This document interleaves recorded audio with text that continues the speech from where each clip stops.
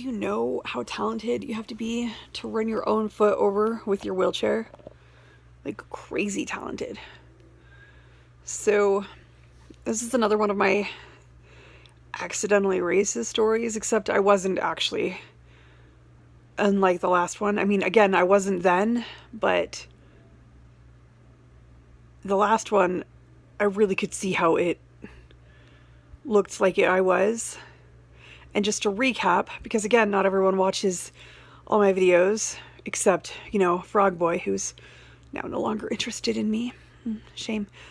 I dated this black guy when I was in Kansas, and the law students, we all went through Brown v. Board, Board of Education, and that was the history-changing lawsuit that desegregated, I speak English, races. So we went to go check out the courthouse, which has now been turned into a museum.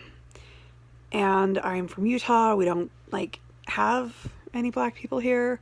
So we get there and I'm just following the signs. There's a sign that says white people and a sign that says colored people, and I'm just following directions. And I go down the white people's side and I shove my boyfriend to the colored people, and he was like, "What the fuck are you doing?" And I was like, "Oh my God, I am so sorry."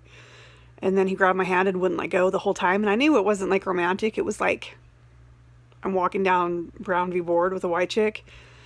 Yeah, I felt really stupid. So that really was accidentally racist, but I can see where it totally looked like I was, just because I'm from Utah. We don't have any pigment here in our skin here, except red. White and red pretty much are only colors. And I vary from either. Okay, but tonight I was chatting with this bloke. Yes, I say bloke. That's what I say. And I was seeing how lunch was bacon wrapped ham. And I was like, yeah, good thing we don't have any Jews or Muslims, because we have bacon wrapped ham. And he was like, wow, so you don't want any Jews or Muslims there? And I was like, no, we don't have a choice. They don't give us menu options.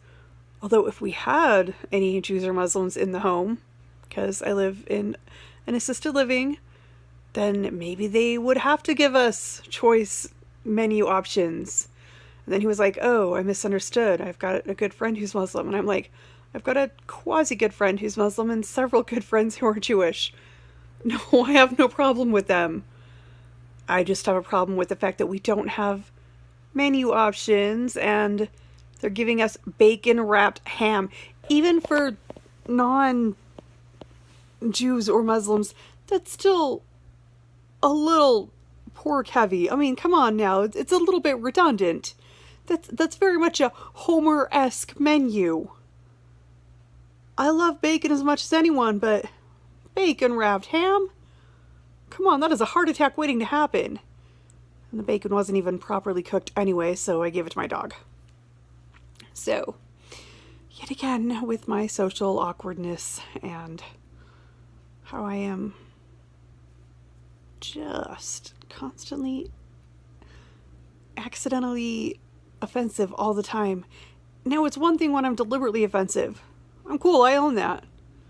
But when I'm accidentally offensive, oh, shit. I don't mean to be. So, I'm writing a character right now in a fiction who is ridiculously socially awkward. But she's adorably so, right? I'm not her. I actually can employ tact.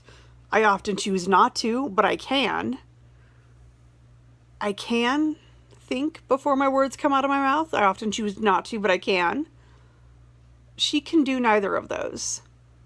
But she's adorably socially awkward. I'm just socially awkward. What do you do? So, anyway, that's tonight's video of, again, I'm accidentally racist. When will I stop being so socially awkward?